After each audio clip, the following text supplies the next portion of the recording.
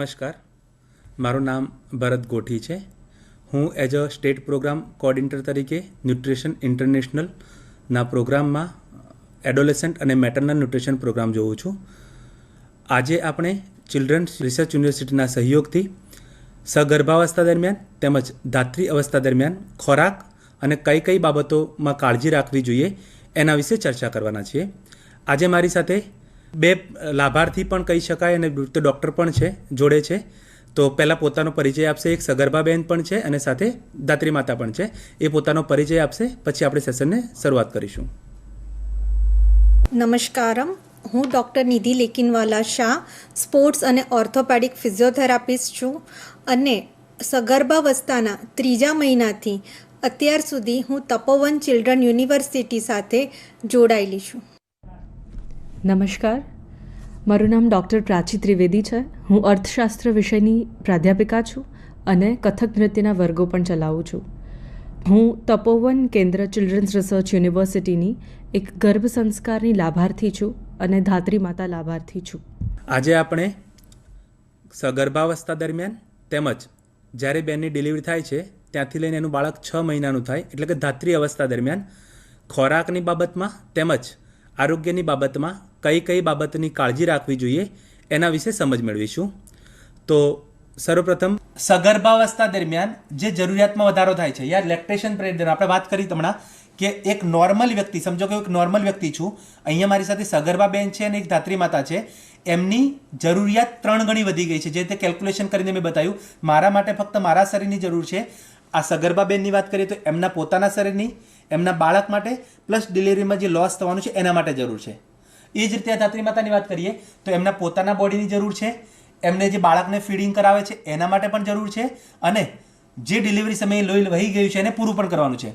તો એને પહેલાં તો ભરપાઈ કરવા માટે બંને બહેનોને મારી વિનંતી છે કે હવે એમનો ખોરાક જે છે એ વધારવાનો છે. એટલે જો સામાન્ય વ્યક્તિ 2 ટાઈમ જમતા હોય તો હવે આ વ્યક્તિ 2 ટાઈમ જમે તો ના ચાલે. એમને ઓછામાં ઓછું 3 થી 4 વખત ભોજન લેવાનું છે. સાથે સાથે નાસ્તો, સમજો કે હું સામાન્ય વ્યક્તિ તરીકે એક નાસ્તો કરતો હોઉં તો જ્યારે તમે પ્રેગ્નન્ટ વુમેન છો કે તમે લેક્ટેટિંગ મધર છો તો મિનિમમ 2 નાસ્તા કરવા જોઈએ. એટલે સમજો કે મારી નોર્મલી પ્રેક્ટિસ શું હશે, સવારે નાસ્તો કરવાની, બપોરે જમવાની અને સાંજે જમવાની. પણ હવે પ્રેગ્નન્ટ કે લેક્ટેટિંગ મધરની વાત કરીએ તો તમારે બંને બહેનોએ એકવાર સવારે નાસ્તો કરો છો, વેલ એન્ડ ગુડ છે, પણ એકવાર 3-4 વાગે પણ ફરીથી નાસ્તો કરવો જોઈએ. તમે બપોરે ને સાંજે જમો છો સારી વસ્તુ છે, પણ એકવાર 10-1 વાગે પણ થોડું જમી લેવું જોઈએ. વચ્ચે વચ્ચે ભૂખ લાગે તો થોડું જમતા રહેવાનું છે. હવે આવું કરશો તો શું થશે, તમે કદાચ મારા કરતાં દોઢું લઈ શકશો બંને બહેનો, હે ને, કંઈ 3 ગણું તો નહીં લઈ શકો, પણ જરૂરિયાત કેટલી વધી ગઈ છે બંને બહેનોની? 3 ગણી છે. તો એને પૂરી કરવા માટે શું કરશો? તો સરકારશ્રી દ્વારા વધારાના ન્યુટ્રિશન તરીકે પહેલાં તો એક ફોલિક એસિડની ટેબ્લેટ આપવામાં આવે છે.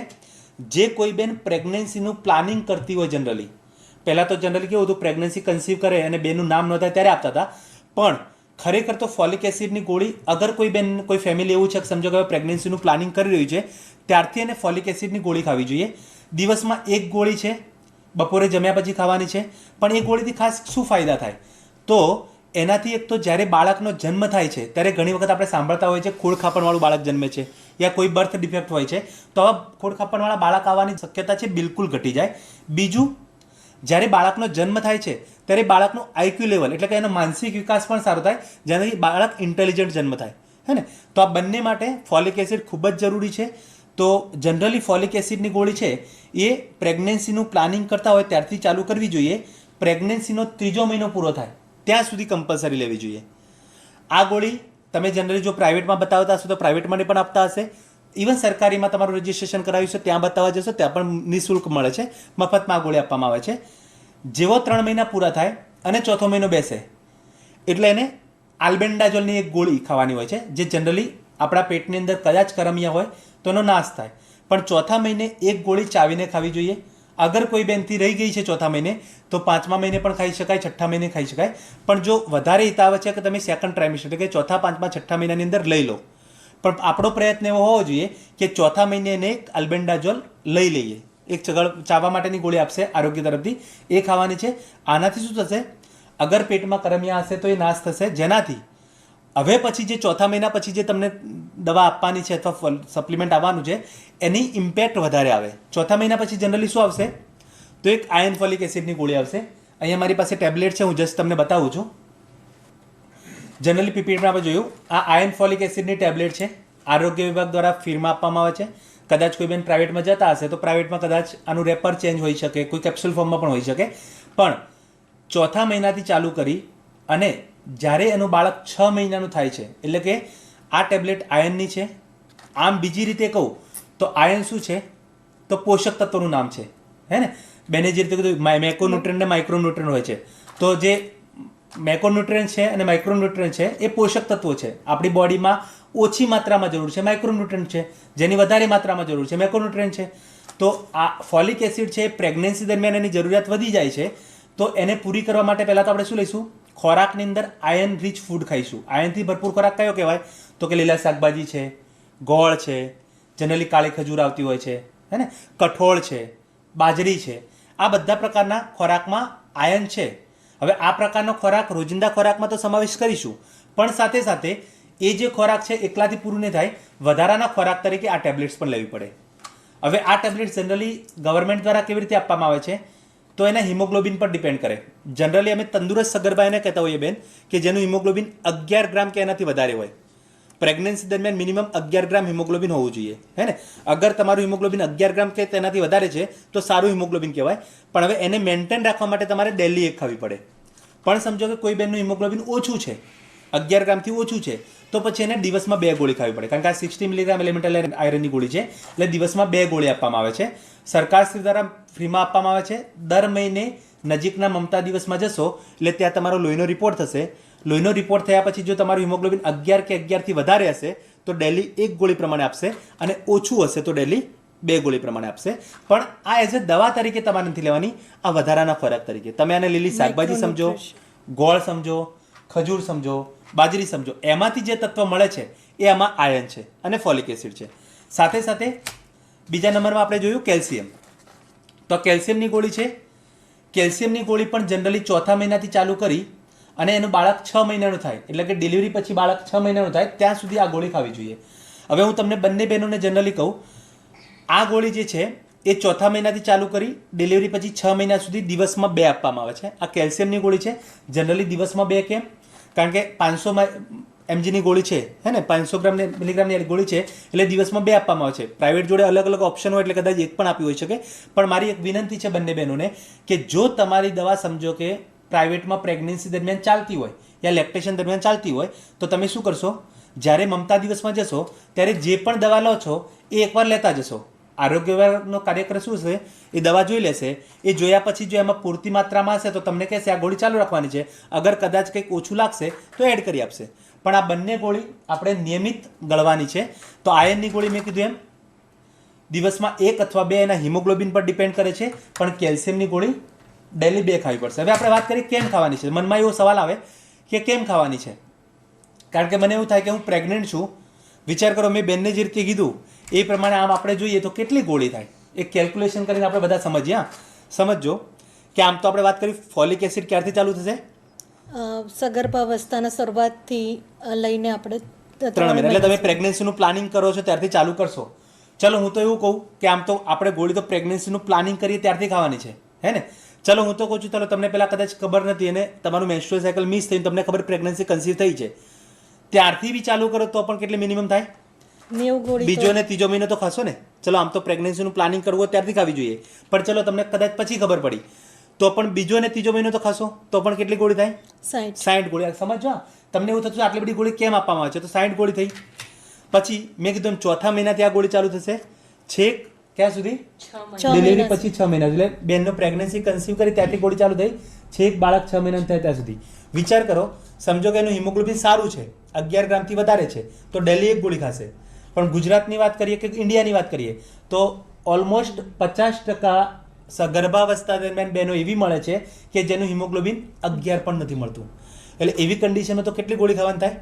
2 રોજની 2. વિચાર કરો, ચોથા મહિનાથી ગોળી ચાલુ થાય રોજ 2, ચોથો, પાંચમો, છઠ્ઠો, સાતમો, આઠમો, 9મો, મીન્સ 6 મહિના પ્રેગ્નન્સીમાં અને 6 મહિના લેક્ટેશનમાં, 12 મહિના, હે ને. દિવસમાં કેટલી ગોળી? 2. એટલે મહિનાની 60 ગોળી થાય ને. એટલે 12 મહિના ખાવાની પાછી આયર્ન અને પાછી રોજની 2 પ્રમાણે કેલ્શિયમ. એ વિચાર કરો, 60 આયર્ન ને 60 કેલ્શિયમ, 1 મહિનાની ગણો તો કેટલી થાય? 120 અને પાછું ચોથા મહિનાથી ચાલુ કરીને છેક ડિલિવરી પછી 6 મહિના ખાવાની, એટલે 12 મહિના થાય. એટલે મહિનાની 120 ગોળી ગણો તો 12 મહિનાની કેટલી થાય? 1440. વિચાર કરજો. પ્લસ પાછી 60 તમારી ફોલિક એસિડ, કેટલી થઈ? 1500. અને પાછી એક તો આલ્બેન્ડાઝોલ ખાવાની. મીન્સ 1500 ને એક ગોળી ખાલી એક બેન પ્રેગ્નન્સી કન્સીવ કરે તો ખાવાની નક્કી છે. તો શું પ્રેગ્નન્ટ બનવું એ બીમારી છે?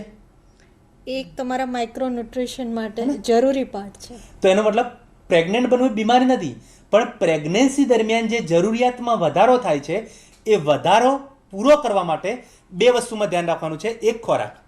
તો આપણે અત્યાર સુધી જોયું કે ખોરાકની અંદર બધા પ્રકારના પોષક તત્વો આવે અને પૂરતી માત્રામાં આવે, એનું ધ્યાન રાખીશું. સાથે સાથે એકલા ખોરાકથી કંઈ નથી, કારણ કે ખોરાકનું ધ્યાન રાખશો તો કદાચ દોઢો મળશે, પણ જરૂરિયાત તો 3 ગણી વધી જાય છે. તો બાકીનું ખોરાકનું જે કામ કરશે આપણું આયર્ન અને કેલ્શિયમ કરશે. તો નિયમિત ખોરાકમાં આયર્ન અને કેલ્શિયમ પણ આપણે ચાલુ કરીશું. હવે આના ફાયદા શું છે આપણે જોઈએ, કારણ કે પ્રેગ્નન્સી દરમિયાન અલગ ફાયદા થાય છે, લેક્ટેશન દરમિયાન પણ અલગ ફાયદા થાય છે. તો કયા કયા ફાયદા થશે? તો એક તો ગર્ભાવસ્થા દરમિયાન HB જે તમે સમજો ઓછું હશે અને નિયમિત 2 ખાશો તો તમારું હિમોગ્લોબિન વધશે. એટલે મેન એક ફાયદો એ છે હિમોગ્લોબિન વધશે. હિમોગ્લોબિન વધશે તો ફાયદો શું થશે? એક તો બીજી આ ગોળીથી ફાયદો થશે, ભૂખ લાગશે. હવે જો આ ગોળીથી ભૂખ લાગશે એટલે શું થશે? ઓટોમેટિક તમારો ખોરાક વધારે ખવાશે. ખોરાક ખવાશે તો શું થશે? વજન વધશે. અને વજન વધશે તો શું મેં તમને કીધું હતું? આવનારું બાળક કેવું આવશે? તંદુરસ્ત. કારણ કે પ્રેગ્નન્સી દરમિયાન તમારે કેટલો વજન વધારવાનો છે? 10 થી 15 કિલો. હવે વિચાર કરો, જો આ ગોળી ખાશો એટલે તમને ભૂખ લાગશે, ભૂખ લાગશે એટલે ખોરાક ખવાશે, ખોરાક ખવાશે તો વજન વધશે, અને વજન વધશે તો આવનારું બાળક તંદુરસ્ત આવશે. એટલે મેઇન ફાયદો આનો એ છે કે આપણું જે આવનારું બાળક છે ઓછા વજનવાળું ના જન્મે, હે ને, તંદુરસ્ત બાળક જન્મે. એટલે બેન અત્યારે હું તો એવું કહીશ, તમારા માટે તો જરૂર છે પણ આવનારા બાળક માટે પણ જરૂર છે. અને બીજું મેં કીધું આ આયર્ન છે, વધારાનો ખોરાક છે, દવા તરીકે નહીં ખોરાક તરીકે લેવાનું છે, હે ને. બીજું આનાથી શું ફાયદો થશે? ઘણી વખત બાળકનો આનાથી, કારણ કે ફોલિક એસિડ પણ અંદર છે, આયર્ન ફોલિક એસિડ છે, એટલે બાળકનો માનસિક વિકાસ પણ સારો થશે, હે ને. બીજું ખોડખાપણવાળું, કારણ કે ફોલિક એસિડ શરૂઆતમાં લીધે ખોડખાપણવાળું બાળક પણ ના જન્મે. અને જો ડિલિવરી સમયે ઘણી વખત તમે જોતા હશો કે લોહીના બાટલા ચડાવવા પડે યા પછી આયર્ન સુક્રોઝ કે એપ્સિનના ઇન્જેક્શન લેવા પડે, એ પણ જો તમે આ નિયમિત ગોળી લીધેલી હોય તો એ તરફ પણ ના જવું પડે. પછી એવું થાય કે તો પછી સાહેબ પ્રેગ્નન્સી દરમિયાન તો બરાબર છે, ધાત્રી અવસ્થામાં કેમ લેવી જોઈએ, હે ને. તમને સહેજ રીતે સવાલ થાય કે સાહેબ આ બેન માટે તો જરૂર છે પણ એમાં મારે કેમ લેવાની? તો ધાત્રી માતા માટે વાત કરીએ તો ધાત્રી માતાને કેમ લેવી જોઈએ? તો બેન ડિલિવરી જ્યારે તમારી થઈ છે, સમજો કે નોર્મલ, તમારી નોર્મલ છે કે સીઝર છે? નોર્મલ. Very good. તો નોર્મલ ડિલિવરી થાય કે ઇવન સીઝર થાય તો ઘણું બધું બ્લીડિંગ થાય, કારણ કે નોર્મલ ડિલિવરીમાં પણ લોહી જશે, ઇવન ઓપરેશન કરશે તો પણ લોહી તો જવાનું છે. એ જે લોહી જાય છે એ કંઈ 1 કે 2 દિવસમાં ભરપાઈ ના થાય, હે ને. તો એ જે લોહી નીકળી જાય છે અથવા જો લોહી વહી ગયું છે એની પૂર્તિ કરવા માટે તમારે આ મિનિમમ 6 મહિના ખાવી પડે. બીજું એ લોહીની પૂર્તિ તો થશે જ, પણ 6 મહિના બાળક કોની પર હશે? ફક્ત તમારા પર. તો તમારા ધાવણ પર હશે એટલે તમારા ધાવણ માટે બાળકમાં પણ એ જશે. બીજું આ થઈ ગયું આયર્નની વાત. તો પછી કેલ્શિયમ કેમ લેવાની? જનરલ આપણે કેલ્શિયમની વાત કરીએ. અહીંયા કેલ્શિયમ જસ્ટ પીપીટીમાં પણ તમને બતાવી દઉં કે આ ગોળી ક્યાંથી ચાલુ થશે? પ્રેગ્નન્સીના 4થો મહિનો બેસે ત્યારથી ચાલુ થશે, છેક ડિલિવરી પછી 6 મહિના સુધી. એટલે રોજની કેટલી પાછી? 2 ગોળી ખાવાની છે. તો આ કેમ ખાવાની છે?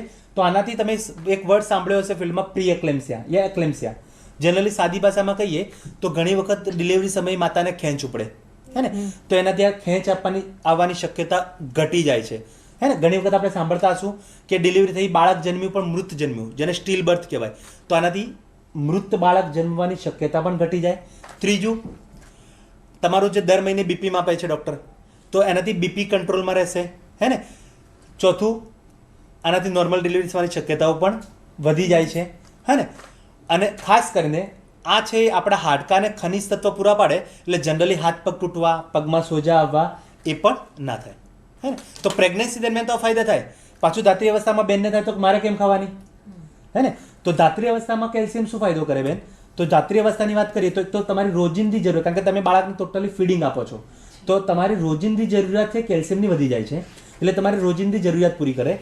બીજું તમને બીજી રીતે કહું ને તો કેલ્શિયમથી શું ફાયદો થાય? તો કેલ્શિયમના મુખ્ય 2 ફાયદા છે. એક, દૂધની માત્રામાં વધારો કરે, અને બીજું દૂધની ગુણવત્તા સુધારે.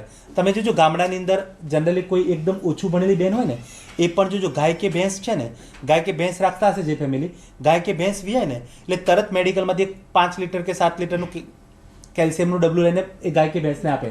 એને આપણે એવું પૂછીએ ને કે બેન આવું કેમ કરે, તો એ બે ફાયદા બોલે કે સાહેબ આમાં તમને ખબર ના પડે પણ આ જો પીવડાવીએ ને તો ભેંસ એનાથી દૂધ પણ સારું આપે અને ફેટ પણ સારા આવે. એનો મતલબ બે ફાયદા જો બોલ્યા. શું બોલ્યા?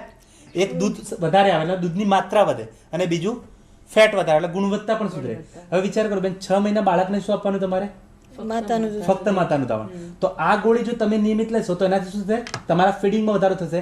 ફીડિંગમાં વધારો થશે તો શું થશે? જો બેન અત્યારે ખબર ના પડે પણ સમજો કે તમારું બાળક નાનું જ્યારે ડિલિવરી થાય છે ત્યારે નાનું બાળક હોય છે, પછી જેમ જેમ 1 મહિનાનું થાય, 1.5 મહિનાનું થાય, 2 મહિનાનું થાય કે 3 મહિનાનું થાય, જેમ જેમ બાળક મોટું થશે એમ ફીડિંગની જરૂરિયાત વધશે. હવે જો બાળકની ફીડિંગની જરૂરિયાત વધશે અને સામે તમે કેલ્શિયમની ગોળી નહીં લો તો શું થશે? ધીમે ધીમે તમારું ફીડિંગ ઓછું થશે એટલે તમને એવું થશે સાહેબ હવે ઉપરથી આપવું કંઈક. અને 6 મહિના સુધી બાળકને પાણી પણ ના અપાય. હા, કેમ? કારણ કે જો બાળકને ઉપરનું કંઈ પણ આપીશું તો બાળકને ઇન્ફેક્શન થવાના ચાન્સીસ વધારે છે, ડાયરિયા થવાના ચાન્સીસ વધારે છે. ઘણી વખત ડાયરિયાના કારણે બાળકનું ઘણા પર અતિશય પાણી લોસ થઈ જાય તો મૃત્યુ પણ થઈ શકે. તો 6 મહિના સુધી બાળકને આવું કંઈ પણ આપવાનું નથી, ફક્ત ને ફક્ત માતાનું ધાવણ. હા, આપી શકાય. ક્યારે? સમજો કે કોઈ કન્ડિશનમાં બાળક બીમાર થયું અને ડૉક્ટરે કોઈ ભલામણ કરી છે કોઈ દવાની, તો તમે આપી શકો છો. બાકી 6 મહિના માટે બાળકનું માતાનું ધાવણ પૂરતું છે. તો 6 મહિના માટે તમે બાળકને માતાનું ધાવણ જ આપશો પણ એ ધાવણને પૂર્તિ કરવા માટે આયર્ન અને કેલ્શિયમની ગોળી લેશો. હે ને? તો 6 મહિના માટે ધાત્રી માતાને પણ કેમ જરૂરી છે? ક્લિયર થઈ ગયું? પહેલું આપણે મગજમાંથી આ વસ્તુને કાઢી નાખીએ. આ બંને ખોરાક છે, દવા નથી. કારણ કે સ્વાભાવિક છે આટલી ગોળી હાથમાં આવે એટલે પહેલું મગજમાં શું આવે? જો પ્રેગ્નન્ટ બેન હોય તો સ્વાભાવિક રીતે વિચારે સારી આટલી બધી ગોળી ખાઈશ અને બાળક પર કંઈક સાઈડ અસર થશે તો. એટલે જ મેં પહેલાં ક્લિયર કરી આપ્યું, આ ગોળી નથી, આ ખોરાક છે. આનાથી કોઈ સાઈડ ઇફેક્ટ ના થાય. આનાથી ઉલટાનું તમારું ભૂખ લાગશે, ખોરાક ખવાશે, વજન વધશે તો બાળક તંદુરસ્ત આવશે. હે ને? સેમ વસ્તુ ધાત્રી માતા માટે અલગ ફાયદા છે પણ બંને આ ખોરાક તરીકે ખાવાની છે, દવા તરીકે નહીં. હે ને? બીજું, હવે મને કહો ખોરાક ખાવાથી કોઈ તકલીફ થાય, નુકસાન થાય? તો આ બંને ખોરાક તરીકે ખાવાની છે એટલે બાળકને કોઈ તકલીફ નથી થવાની, બાળક માટે પણ સારું છે. હા, કેટલીક વસ્તુ એવી છે કે જો આ ગોળી લેતી વખતે ધ્યાનમાં ના રાખીએ તો કદાચ એનાથી સામાન્ય સાઈડ ઇફેક્ટ થવાની શક્યતા છે. ઘણી વખત ફિલ્ડમાં અમે પણ જોતા હોઈએ છીએ કે માતા બંધ કરી દે. કેમ બંધ કરી દે? કે આ ગોળી લીધી સામાન્ય પેટમાં દુખવાયું. પણ એ જનરલી કેમ થતું હોય છે? તો ગોળી લેતી વખતે થોડીક અમુક બાબતો છે ખાસ ધ્યાનમાં રાખવાની હોય છે. હવે એ બાબતો કઈ છે આપણે સમજીએ. તો આયર્ન ફોલિક એસિડની ગોળી ખાતી વખતે કઈ કઈ બાબતો ધ્યાનમાં રાખવાની છે? તો એક તો આ લાલ જે ગોળી છે, આયર્નની ગોળી તમે જોશો ને જનરલી તો લાલ કલરની હશે. હે ને? અહીંયા હું બતાવવાનો પ્રયત્ન કરું છું. આ ગોળી જે છે એ જનરલી ખાતી વખતે કઈ કઈ બાબતો ધ્યાનમાં રાખવાની છે? એક, આપણે આયર્ન ફોલિક એસિડની ગોળી ભૂખ્યા પેટે નહીં લઈએ. હે ને? કારણ કે આમ તો તમે બંને ડૉક્ટર્સ છો, હે ને? તમે તો મેડિકલ લાઇનમાં જ ભણેલા છો તો મેડમ જનરલી આયર્નનું શોષણ તો આપણે જાણીએ છીએ કે ભૂખ્યા પેટે સારું થાય પણ ભૂખ્યા પેટે લેવાથી થોડીક સાઈડ ઇફેક્ટ થવાના ચાન્સીસ રહેલા છે, જેમ કે સામાન્ય પેટમાં દુખવું, ઉલટી થવી. તો એના કારણે આપણે ભૂખ્યા પેટે નહીં લઈએ. હંમેશા આ ગોળી જમ્યા બાદ 1 કલાક પછી લેવાની ટેવ પાડીશું. જમ્યા પછી તરત પણ ના લેવી જોઈએ. કેમ તરત ના લેવી જોઈએ એની સાથે સાથે ચર્ચા કરતા જઈએ. કારણ કે આયર્ન છે. તમે સમજો કે આપણી ગુજરાતી ખોરાકની વાત કરીએ તો જનરલી શું ટેવ હોય? બપોરે જમીને તરત છાશ ખાવાની ટેવ હોય યા રાત્રે જમીને દૂધ પણ ખાવાની ટેવ હોય. હવે છાશ યા દૂધ છે, દૂધ અને દૂધની બનાવટમાં જનરલી પ્રોટીનની સાથે સાથે કેલ્શિયમનું પ્રમાણ પણ વધારે હોય. હવે આયર્નના એબ્ઝોર્પ્શનમાં એટલે કે શોષણમાં કેલ્શિયમ અવરોધ કરે. હવે સમજો કે તમે બપોરે છાશ ખાધેલી છે જમીને અને જો તરત આયર્ન લેશો તો આયર્નનું જેટલું શોષણ થવું જેટલું નહીં થવા દે, જેના કારણે બની શકે પેટમાં દુખે. તો આપણે એક તો બે વસ્તુ ધ્યાનમાં રાખીશું. એક, ભૂખ્યા પેટે નહીં લઈએ.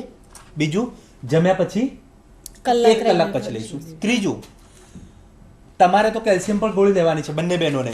તો જ્યારે આયર્ન અને કેલ્શિયમ બંને લેવાની થતી હોય ત્યારે એક વસ્તુ ધ્યાન રાખીશું, આ બે ગોળી વચ્ચે મિનિમમ 2 કલાકનું અંતર હોવું જોઈએ. હવે સમજો કે તમારે બંને બહેનોની વાત કરું, સમજો કે તમારું હિમોગ્લોબિન 11 થી વધારે છે તો તમને આયર્ન 1 મળશે, કેલ્શિયમ 2 મળશે. તો સ્વાભાવિક છે તમે સવાર સાંજ કેલ્શિયમ ને બપોરે જમ્યા પછી 1 કલાક પછી આયર્ન લઈ શકો. પણ મેં કીધું એમ કે ફિલ્ડમાં મોટાભાગે કેવું છે, ઓછું હિમોગ્લોબિન છે, એમને મોટાભાગે 2 આયર્ન ને 2 કેલ્શિયમ લેવું પડશે. તો એમને કેવી રીતે લેવી જોઈએ જે વધારે હિતાવ છે? તો જનરલી તો સવારે નાસ્તો કરવાનો. મેં તમને કીધું કે સવારે તમે નાસ્તો કરશો, નાસ્તો કર્યા બાદ કેલ્શિયમની ગોળી લો. હે ને? પછી તમે સમજો કે બપોરે એક તો 10 વાગે થોડું જમી લેશો, પાછા બપોરે 12 વાગે જમશો. 12 વાગે જમ્યા પછી 1 કલાક પછી પાછી આયર્ન લો. ફરી પાછું 3-4 વાગે નાસ્તો કરો. અગર સમજો કે કોઈ ફેમિલીની કન્ડિશન થોડી પુઅર છે, કંઈ વાંધો નહીં, આ માતૃશક્તિનું પેકેટ છે જે દર મહિને તમે આંગણવાડી કેન્દ્રમાં નામ લખાવશો એ મહિનાથી દર મહિને 4 પડીકા મળવાનું ચાલુ થશે. તમે રોજિંદુ 1 વાટકી, એટલે સમજો કે તમને 4 વાગે થોડી ભૂખ લાગે છે તો તમે 1 વાટકી આમાંથી કંઈક બનાવી અને નાસ્તા રૂપે લઈ શકો. એ લીધા પછી પાછી 1 ગોળી કેલ્શિયમની લેવાની છે. હે ને. પછી પાછું સાંજે જમવાનું છે. સાંજે જમીને જનરલી શું હોય, તમારી દૂધ ખાવાની પ્રેક્ટિસ ક્યારે છે? સાંજે જમીને લો છો દૂધ? સાંજે હું નથી પ્રિફર કરતી, હું સવારના ટાઈમમાં સર લઉં છું. ઓકે બેન, તમારી જનરલી પ્રેક્ટિસ શું છે? પણ સવારના સમયમાં દૂધ લઉં છું. Very good. જો કદાચ આ એટલા માટે પૂછ્યું બેન તમને બંને બહેનો, કારણ કે ઘણી વખત કેવું થાય, હું સમજો કે એવું કહી દઉં કે બેન સાંજે જમ્યા પછી કલાક પછી લેજો. જનરલી ઘણી બહેનોને કેવી ટેવ હોય છે કે સાંજે જમી લે, જમ્યા પછી એકાદ કલાક પછી દૂધ પીને સુવાની ટેવ હોય. હવે સમજો કલાક પછી કહીશ ને આ દૂધ સાથે લેશે તો પછી તકલીફ થવાની શક્યતા છે. એટલે મારી એક સલાહ છે બંને બહેનોને કે જો સમજો કે સાંજે જમીને દૂધ યા દૂધની કોઈ બનાવટ ના ખાધી હોય તો કલાક પછી લઈ શકો છો. પણ સમજો કે ઘણા બહેનો ટેવ હોય કે જમીને તરત દૂધ પીવું છે, અગર દૂધ પીધેલું છે તો પછી સૂતી વખતે ગોળી લઈને સૂઈ જાઓ. અથવા ઘણા બહેનો કેવું હોય કે જમીને તરત દૂધ ના પીતા હોય, જમીને તરત પછી સાંજે સૂતી વખતે દૂધ પીવે, તો જમીને તરત એક આ ગોળી લઈ લે, પછી 2 કલાક પછી દૂધ પીને સૂઈ જાય. પણ જનરલી જમ્યા પછી આ ગોળી લઈશું, એટલે બપોરે જમ્યા પછી 1 કલાક પછી અને સાંજે જમ્યા પછી આ ગોળી લઈશું. સવારે નાસ્તા પછી અને 3-4 વાગે નાસ્તા પછી આ ગોળી લઈશું. ધ્યાન શું રાખીશું? આ બંને ગોળી સાથે નહીં લઈએ. 2 ગોળી વચ્ચે મિનિમમ 2 કલાક અંતર રાખવાનું છે. હવે 2 કલાક અંતર રાખવા માટે મને સરળ રસ્તો બતાવી દીધો. એક સવારે 8 વાગે, પાછું બપોરે 12 વાગે, પાછું સાંજે 3-4 વાગે અને રાત્રે. એટલે અંતર વધી ગયું, જેના કારણે એબ્ઝોર્પ્શન સારું થાય. પણ મનમાં સવાલ આવે, સમજો કે કદાચ એવું બન્યું આટલું કંઈ મોકલી દઉં તમને અને તમે ઘરે ગયા, સવારે નાસ્તો કરીને ગોળી લેવાનું ભૂલી ગયા, સમજો કે કેલ્શિયમની. બપોરે જમવા બેઠા અને તરત યાદ આવ્યું કે હું સવારે તો ગોળી ભૂલી ગઈ હતી, હવે બપોરે યાદ આવી તો શું કરશો? તો આવી કન્ડિશનમાં ચિંતા કરવાની જરૂર નથી. સમજો કે ભૂલી ગયા છો તો જમ્યા પછી પહેલાં કેલ્શિયમ લઈ લો, પછી 2 કલાક પછી આયન લો. પણ આ 2 ગોળી વચ્ચે ઓછામાં ઓછું 2 કલાકનું અંતર રાખો છો. સેમ સમજો કે 4 વાગે ભૂલી ગયા છો, કંઈ વાંધો નહીં, સાંજે જમીને પહેલાં કેલ્શિયમ લઈ લો, 2 કલાક પછી આયન લઈ લો.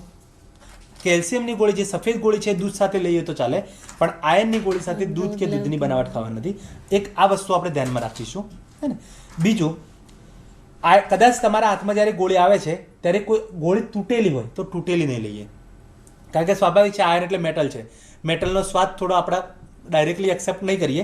પણ સમજો કે આની પર ગવર્મેન્ટે કોટિંગ કરેલું છે, સુગર કોટેડ ગોળી છે. હવે સમજો કે અત્યારે કોટિંગવાળી ગોળી લેશો તો તમને સ્વાદ પણ ખબર નહીં પડે, આંતરડા સુધી પહોંચી જશે. પણ સમજો કે ભૂલથી ગોળી તૂટી ગયેલી છે, તૂટેલી ગોળી ગળવા જશો શું થશે? અંદરનું મેટાલિક સ્વાદ આવશે, એટલે તમારે જીભને ખરાબ લાગે, કદાચ વોમિટિંગ થઈ શકે. એટલે તમને એવું લાગશે કે ગોળીથી વોમિટિંગ થઈ. ખરેખર ગોળીથી વોમિટિંગ ના થાય, થઈ શેનાથી હશે? તૂટેલી ગોળી છે. તો આ એક કદાચ આયનની ગોળી આપણી પાસે આવી છે, એવી કોઈ તૂટેલી ગોળી છે તો નહીં કરીએ. અને છેલ્લું, આની સાથે બંને તો પાણી થોડું વધારે પીવાનું છે. કેમ? કારણ કે આ કોટિંગવાળી ગોળી છે ને, આપણે લીધી એટલે આંતરડા સુધી તો પહોંચી ગઈ. હવે આનું કોટિંગ ઓગળશે એટલો ઓટોમેટિક એબ્ઝોર્પ્શન થશે, તો જેટલું પાણી વધારે પીશું એટલું ઓટોમેટિક એબ્ઝોર્પ્શન જલ્દી થઈ જશે. અને જો શક્ય હોય કદાચ આપણા ઘરની અંદર આયનની સાથે વિટામિન સી, એટલે કે લીંબુ હોય, આમળો છે, મોસંબી છે, સંતરું છે, કેરીની સિઝન હોય તો કેરી પણ ચાલે. પણ ખાટું ફળ, મતલબ જનરલી ફિલ્ડમાં એક એવો મેસેજ હોય છે ખટાશ સાથે લઈ શકાય, અને ખટાશની સાથે સાથે એક મેસેજ એવો પણ ચાલે કે છાશ બી ખાટી હોય ને એમ. પણ છાશ શેમાંથી બને છે? દૂધમાંથી. એટલે આયનની સાથે આપણે છાશ નહીં કહીએ, એટલે ખરેખર ખટાશ નથી, વિટામિન સી છે. અને વિટામિન સી શેમાં મળે? ખાટા ફળોમાં. તો ખાસ કરીને આયનની ગોળી સાથે જો શક્ય હોય તો ખાટા ફળ લઈ શકાય. ઠીક છે. છેલ્લું, જનરલી અમે ઓલરેડી કહી દીધું, સવારે નાસ્તા પછી કેલ્શિયમ ગળીશું, બપોરે જમ્યા પછી 1 કલાક પછી આયન ગળીશું. પણ કદાચ સવારે કેલ્શિયમ ભૂલી ગયા હોય, જમીને કેલ્શિયમ લીધી હોય તો 2 કલાક પછી આયન ગળીશું. ફરી સાંજે 3-4 વાગે નાસ્તો કરીને કેલ્શિયમ ગળીશું, રાત્રે જમ્યા પછી આયન લઈશું. પણ કદાચ જો 4 વાગે ભૂલી ગયા કેલ્શિયમ અને જમીને લીધી હોય તો 2 કલાક પછી. પણ બંને ગોળી વચ્ચે ઓછામાં ઓછું 2 કલાકનું અંતર રાખવાનું છે. આ ખાસ ધ્યાન રાખીશું. હવે આ મહત્વના સંદેશ છે, ખાસ કરીને સગર્ભા સ્ત્રી માટે. એક તો જ્યારે પણ કોઈ બેન પ્રેગ્નન્સીનું પ્લાનિંગ કરતી હોય ત્યારે નજીકમાં પોતાના વિસ્તારમાં આશાબેન પણ હશે, આશાબેનનો સંપર્ક કરવાનો છે. કારણ કે તમે જો એમને કહેશો તો ત્યારથી તમારી ફોલિક એસિડ ચાલુ થઈ શકે, જેનાથી બે કીધું એમ કે બાળક ખોડખાપણવાળું પણ ના આવે અને એનું આઈક્યુ પાવર પણ સારો આવે, માનસિક વિકાસ પણ સારો થાય. બીજું, જેવી તમને ખબર પડે પ્રેગ્નન્સી છે, તરત જ નજીકના આંગણવાડીમાં અને આરોગ્ય કેન્દ્રમાં બંને જગ્યાએ રજીસ્ટ્રેશન કરાવવાનું છે. કેમ? કારણ કે આરોગ્યમાં રજીસ્ટ્રેશન કરાવશો તો આરોગ્યને લગતી સર્વિસીસ મળશે, આંગણવાડીમાં રજીસ્ટ્રેશન કરાવો તો આંગણવાડીને લગતી સર્વિસીસ મળશે. પણ બંને જગ્યાએ નોંધણી થાય એ ખૂબ મહત્વનું છે. તો તમે તમારા નજીકના વિસ્તારમાં આરોગ્ય કેન્દ્ર હોય અને આંગણવાડી કેન્દ્રમાં જેને નામ લખાવવાનું છે. ત્રીજું, ખાસ કરીને આરોગ્ય વિભાગ સાથે સંકલન કરીને તમે જાણી લો તમારા વિસ્તારમાં ક્યારે મમતા દિવસ થાય છે, અને મમતા દિવસમાં ચોક્કસ દર મહિને જવાનું છે. ત્યાં વજન ઊંચાઈ તો થશે જ, સાથે સાથે તમારી આરોગ્યની તપાસ પણ થશે, એ પણ કરાવીએ. સગર્ભાવસ્થા દરમિયાન ટીડી વેક્સિન ખાસ લેવાનું છે, હે ને, જેને આપણે ધનુર માટે પણ કહેતા હોઈએ છીએ. કોઈ બેનને અગર બીજી પ્રેગ્નન્સી છે અને 2 પ્રેગ્નન્સી વચ્ચેનો ગાળો ઓછો હશે 3 વર્ષથી, તો એક બુસ્ટર ડોઝ આપતા હશે. જનરલી 2 ટીડીના વેક્સિન આપશે જે આરોગ્યમાં ફ્રીમાં આપવામાં આવે છે, પણ એ ખાસ આપણી પ્રેગ્નન્સી દરમિયાન લેવાના છે. બીજું, તમને આરોગ્ય વિભાગમાં નોંધણી કરાવશો એટલે એક મમતા કાર્ડ આપશે. મમતા કાર્ડ તમારી સર્વિસીસ તો લખાશે જ, પણ એના પછી ડિલિવરી પછી બાળક 5 વર્ષનું થશે ત્યાં સુધીનું તમામ વેક્સિનેશન પણ એમાં નોંધ થાય છે. તો 5 વર્ષ સુધી એ મમતા કાર્ડ સાચવીને રાખવાનું છે, એ ખાસ ધ્યાન રાખીશું. સાથે સાથે મમતા દિવસમાં જ્યારે પણ જઈશું ત્યારે મમતા કાર્ડ લઈને જઈશું, કારણ કે આપણને જે સેવા મળે છે મમતા કાર્ડમાં નોંધ થાય. દર 3 મહિને કારણ કે દર મહિને મમતા દિવસમાં કોણ જોવે છે? નર્સ બેન હોય છે, પણ ત્રિમાસિક એકવાર ડૉક્ટરી તપાસ, એટલે કે નજીકના પીએચસીમાં યા તમે ગાયનેકોલોજીસ્ટને બતાવતો હોય, પણ કમસે કમ ત્રિમાસિક એકવાર ડૉક્ટરી તપાસ ખાસ થાય, હે ને. એમાં તમને સોનોગ્રાફી યા રિપોર્ટ્સની જરૂર છે તો એ પણ કરશે. એના માટે સરકારશ્રી દ્વારા દર મહિનાની 9મી તારીખ અને 24મી તારીખે PMSME ડે ઉજવવામાં આવે છે. ઘણી વખત કેવું થતું હોય છે કે ત્યાં ગાયનેકોલોજીસ્ટની અવેલેબિલિટીના આધારે પણ ડે નક્કી થતા હોય છે, પણ તમે તમારા વિસ્તારમાં આ દિવસ ક્યારે પ્લાન કરેલો છે તમારા નજીકના સરકારી દવાખાનામાં જાણી લો. ત્યાં છે ને ત્રિમાસિક એકવાર તપાસ કરાવડાવી શકો છો. ત્યાં 2 ફાયદા થાય. એક તો ગાયનેકોલોજીસ્ટ અવેલેબલ હશે તો એના દ્વારા તપાસ હશે, નહીં તો મેડિકલ ઓફિસર દ્વારા તપાસ હશે. બીજું, એમાં જો કોઈને સોનોગ્રાફી કરવાની જરૂર પડશે યા લોહીના રિપોર્ટ હશે તો ફ્રી ઓફ કરી શકે છે. બીજું, 3 વિઝિટ સુધી તો એને ફ્રીમાં આવવા જવાની પણ વ્યવસ્થા કરવામાં આવે છે સરકારશ્રી દ્વારા. તો આશય એ જ છે કે જે જોખમી સગર્ભાઓ છે એ ખાસ દર મહિને ત્યાં પહોંચે, બાકી નોર્મલ સગર્ભા છે ત્રિમાસિક એકવાર ડૉક્ટરી તપાસ થાય. અને બીજું, જે રીતે આપણે અત્યારે જોયું કે જરૂરિયાત મુજબ ફોલિક એસિડની ગોળી છે, આલ્બેન્ડાઝોલ છે, આયર્ન છે, કેલ્શિયમ છે, એ ડૉક્ટરની સલાહ પ્રમાણે જે તમને આપવામાં આવે છે એ નિયમિત ખાવાની છે. અને આપણે ધાત્રી માતાની વાત કરીએ તો ધાત્રી અવસ્થા દરમિયાન કયા કયા બાબતોનું ધ્યાન રાખવાનું છે? તો એક તો હવે જ્યારે ડિલિવરી થાય છે, એટલે બેન તમારા માટે ખાસ લાગુ પડશે, ડિલિવરી પછી તરત જ બાળકને જેટલું બને એટલું વહેલામાં વહેલું માતાનું ધાવણ, ઉપરથી કંઈ જ નહીં, હે ને. ઘણી વખત ગળથુથી આપવામાં આવતી હોય યા ઉપરથી કંઈક, એવું બિલકુલ નથી આપવાનું. આનો એક નાનો વિડીયો પણ છે, આપણે જોઈશું. वादा किया था मैंने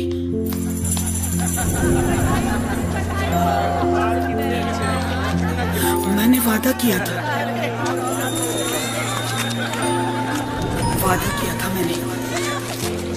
मैंने वादा